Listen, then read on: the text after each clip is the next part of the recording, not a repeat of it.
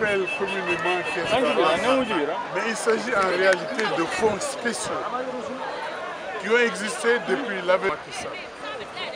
Et je pense que c'est par décret que ces fonds spéciaux, des institutions aussi, comme des personnalités, des autorités de la ville de Dakar, peuvent solliciter l'appui ou le soutien du maire de Dakar.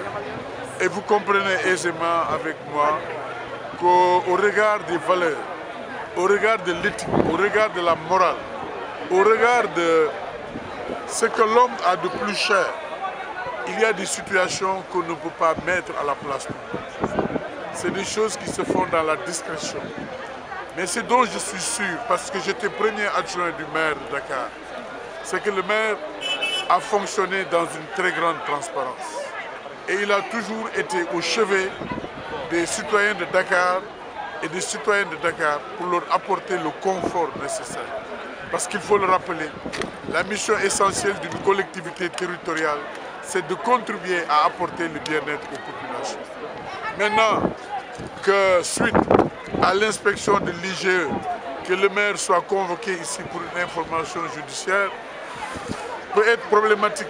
Combien de rapports ont été établis par l'IGE? Et les concernés n'ont jamais fait l'objet de convocation ou de quoi que ce soit. C'est comme si, en fait, c'était un acharnement, une coïncidence, une concomitance, j'ai failli même dire un ciblage autour du maire. D'accord.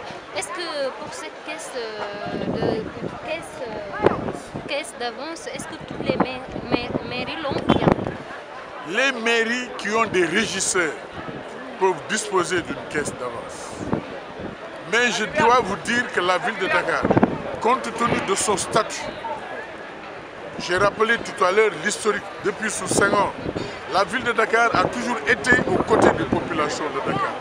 En termes d'allocation communément appelée bourse, la ville de Dakar a pendant des années, même sous Mamadou Diop, offert des bourses à des étudiants de Dakar au Sénégal et en dehors du Sénégal.